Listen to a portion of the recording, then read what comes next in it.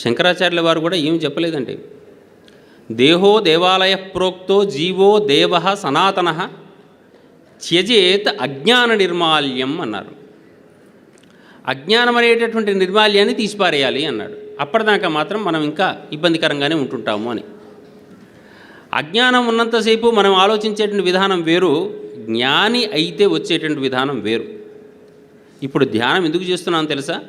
ఈ జ్ఞానం కోసం, నన్ను నేను శుద్ధం చేసుకోవడం కోసం చేస్తున్నాను ఈ పనంతా. నన్ను నేను క్లీన్ చేసుకోవాలి. ఇప్పుడు మనం చేసేదంతా క్లెన్సింగ్ ప్రాసెస్ అంటాం. ఈ క్లెన్సింగ్ ప్రాసెస్ అనేటటువంటిది కేవలం ఒక పని వల్లనో రెండు పనుల వల్ల కాదు, దీనికి సమిష్టి పనులతో కూడుకొని ఉంటుంది. సమిష్టి పనులతో ఎట్లా కూడుకొని ఉంటుంది అంటే, శరీరం అంటేనే మలినాలు కదండి, దీన్ని ఒప్పుకుంటారు కదంతా.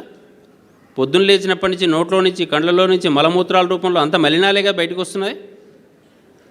మలినం బయటకు వస్తుంది అన్నప్పుడు మనం ఏం చేస్తున్నాం? వెంటనే ఉదయం నుంచి సాయంత్రం వరకు ఈ రోమాల్లో నుంచి అక్కడి నుంచి ఇక్కడి నుంచి వచ్చేటువంటి దాన్నంతా కూడా వాసన వస్తుందని చెప్పేసి వెంటనే పోయి కడుక్కొచ్చుకుంటున్నాం.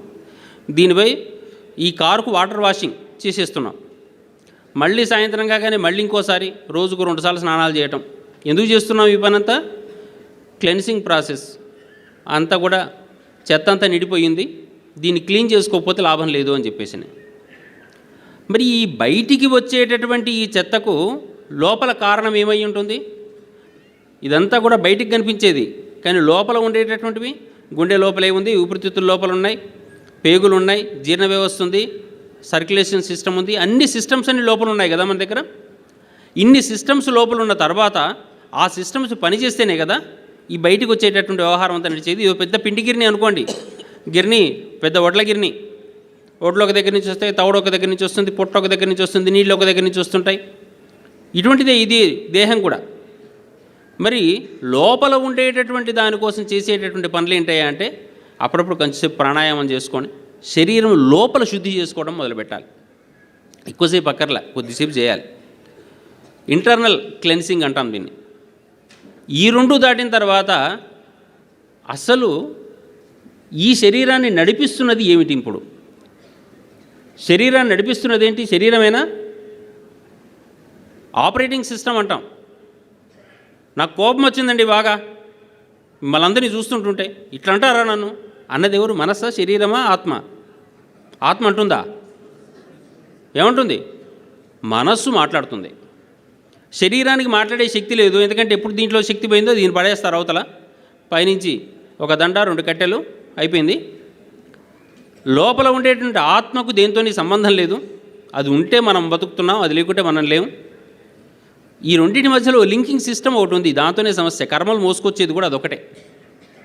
నాకు ఇది ఇష్టం అండి, నాకు ఇది ఇష్టం లేదండి, నాకు ఇష్టం లేని పని చేస్తున్నారు, నాకు ఇష్టమైన పని చేస్తున్నారు, నాకు చూస్తే చాలా మోజండి, ఆ రంగు అంటే చాలా ఇష్టం, ఆ రంగు అబ్బావు నాకు నచ్చదు, ఆ వాసన అంటే ఇష్టమే లేదు. ఈ పదాలు అనేది ఎవరు? మనస్సు. ఎక్కడి నుంచి మోసుకొస్తాం తెలుసా మనం? మీరు ఇంట్లో ఒక ఇంటి నుంచి ఇంకో ఇంటికి ఖాళీ చేసుకుంటూ వెళ్ళారనుకోండి, పాతింట్ల సామాన్ అంతా అక్కడ వదిలిపెట్టి వెళ్ళిపోతున్నారండి. ఓ 10% వదిలిపెట్టినా చాలా గొప్పవాళ్ళమే. ఎందుకైనా పుల్ల కూడా ఎక్కడో ఉపయోగపడుతుంది లేని మళ్ళీ మోసుకెళ్తాం. ఈ దేహాలన్నీ మోసుకొచ్చుకున్నాం మనం. ఆ పాతింటి సామాన్ అంతా వదులుకోలేక దాని మీద అభిమానం పెట్టుకొని దాన్ని మోసుకొచ్చుకుంటున్నాం. ఓ 3 పెట్టెల్లో చీరలో దోతలో ఏవో పెట్టండి. దాంట్లో పెట్టిన తర్వాత దాంట్లో ఏం చేయాలి మీరు? ఓ దాంట్లోనేమో ఎల్లిపాయలు వేయండి, ఓ దాంట్లో నాప్తలిని ఉండలేయండి, ఇంకో దాంట్లో గంధం వేయండి. ఒక 5-6 సంవత్సరాలు తీయకండి. తర్వాత 5-6 సంవత్సరాలు తీసిన తర్వాత ఒకసారి ఓపెన్ చేసి చూస్తే గంధం దాంట్లో ఎల్లిపాయల వాసన వస్తుందా? వెల్లిపాయల దాంట్లో ఇంకోదైనా వాసన వస్తుందా? అంటే మనం పెట్టిన చెట్టే మనకు వచ్చేది మొక్క. మనం ఏ అయితే వాసనలు దాంట్లో దాచుకున్నామో అవే మళ్ళీ బయటకు వస్తుంటాయి. చిన్న వయసులో అన్నీ కనిపించేవి బీజభూతంగా ఉంటాయి, పెద్ద వయసు వచ్చిన తర్వాత మారుతూ ఉంటుంటాయి. ఆలోచనలు పెరుగుతున్న కొద్దీ మన లోపల ఈ థాట్స్ అన్నీ మారుతూ వస్తుంటాయి.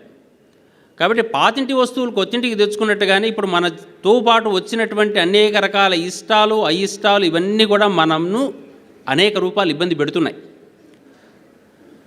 ధ్యానం చేసే సందర్భం లోపల ధ్యానం చేస్తున్నాం అని చెప్పేసి అనుకునేటటువంటి మిత్రులందరూ కూడా ఎట్లా ఉంటున్నారంటే, కళ్ళు మూసుకొని కాసేపు కూర్చుంటున్నాం, సారు కూర్చోవాలన్నారు కూర్చొని ఉన్నాం, కాసేపు మనసును కూడా కూర్చోబెడుతున్నాం. బాగుంది, సంతోషం.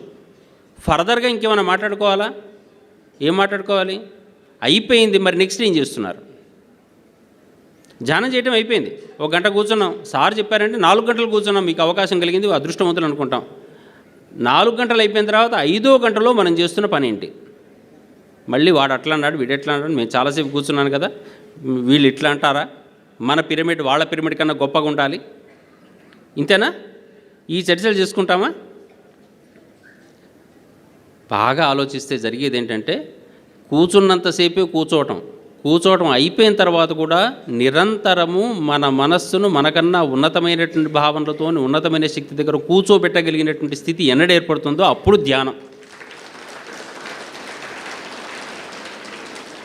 ఇతరులను ప్రేమించడం నేర్చుకోవాలి, అందరికీ శ్రేయస్సు కోరుకోవాలి. ఎంత బాగా ఉంటుందండి భారతీయ సాహిత్యం, భారతీయ జీవితం. సర్వే భవంతు సుఖినః, సర్వే సంతు నిరామయః, సర్వే భద్రాణి పశ్యంతు, మా కశ్చిత్ దుఃఖవాగ్ భవేత్. లోకంలో ఎవడూ దుఃఖంలో ఉండకూడదు. ఆ భావాన్ని మనం రిపీట్ చేసుకుంటే తప్పేమన్నా ఉందా అండి? ప్రపంచం అంతా ఆనందంగా ఉండాలి, సంతోషంగా ఉండాలి. మీకు బంగారమే ఇష్టం అనుకుందాం, పోనీ ఇక్కడ కూర్చున్నటువంటి అందరికీ కూడా మెడల్ నిండా బంగారం ఉండాలని కోరుకోండి అమ్మ, తప్పేముంది? మీ ఇంట్లో కోట్ల రూపాయలు ఉన్నాయి, ఎన్ని ఇచ్చినా తరగవు, అందరికీ కోట్లు ఉండాలని కోరుకుందాం. కనీసం నిరంతరం అటువంటి భావాలను రిపీట్ చేస్తుందాం. మనకు వస్తుందో రాదో మనకు తెలియదు, కానీ మన భావం వల్ల ఆటోమేటిక్గా దాని మీద ఉండేటటువంటి ఏ మమకారం అయితే ఉంటుందో అది మన నుంచి వెళ్ళిపోతుంది. ఆ వెళ్ళిపోయిన తర్వాత మన కర్మల నుంచి అది డిలీట్ కావడం స్టార్ట్ అవుతుంది. లేకపోతే మన కర్మలు మళ్ళీ పట్టుకుంటుంది, మళ్ళీ జన్మ కంటిన్యూ అవుతూ వస్తుంది. కర్మ సిద్ధాంతం మాట్లాడుకున్నంత ఈజీ కాదు చేయటం, ఆచరణకు చాలా కష్టం, కానీ అసాధ్యం మాత్రం కాదు. మనం చేసేటటువంటి ప్రతి పనిలోనూ కూడా మనకన్నా ఉన్నతమైనటువంటి శక్తిని దృష్టిలో పెట్టుకొని కూర్చున్నప్పుడు మాత్రమే మనకన్నా ఉన్నతమైనటువంటి స్థితికి మనం ఎదుగుతాం. ఎవరైనా కానీ ఏం కోరుకుంటారంటే తామున్న స్థితి నుంచి ఉన్నత స్థితికి ఎదగాలని కోరుకుంటారు. ఇవాళ నేను ఉత్త కమలాకర శర్మనైతే రేపు పొద్దున పత్రిజీ గారి సంపర్కంలో నేను ఉత్తమ కమలాకర శర్మ కావాలని కోరుకుంటాను. కొంచెం చేంజెస్, జస్ట్ అప్గ్రేడేషన్. ఎట్లా వస్తుంది అది? మరి అంటే నన్ను వెనకకు పట్టి లాగేటటువంటి ఏ బంధాలు అయితే ఉన్నాయో ఆ బంధాల నుంచి నేను బయటపడ్డప్పుడు వస్తుంది. అది లేకపోతే వచ్చేటటువంటిది కాదు. బంధనము అని చెప్పేసి ఏ రూపంలో ఉన్నా నాకేం లేదండి, నేను ఎంత ఫ్రీనండి, నాకేం ఇబ్బందులు ఉండవండి, నాకు అసలు ఎవ్వరూ ఏం సంబంధాలు లేవండి అనేవాళ్లే చాలామంది ఉంటాం మనం. కానీ ఒక్కరోజు ఒక్క పూట నేను అసలు ఏ విషయాలు ఆలోచిస్తున్నాను అనే విషయం దృష్టిలో పెట్టుకుంటే నా లిస్ట్ అంతా నాకు బయటకు వస్తుంది. ఇన్ని ఆలోచించిన తర్వాత ఇంకా ధ్యానం ఏంటి? ఈ ఆలోచనలు పోవడం కోసం కదా ధ్యానం. కర్మల ప్రకారంగా ఇంద్రియాల మీదకి లాగబడుతున్నటువంటి మీ మనస్సును ఇది కాదు నీ జీవితం, ఇక్కడ ఉండకూడదనే జ్ఞానం తెలిసి ఇక్కడి నుంచి ఉపసంహరించి వెనకకు పంపించేటటువంటి ప్రయత్నం ఏదైతే ఉందో అది పరిపూర్ణమైనటువంటి ధ్యానం.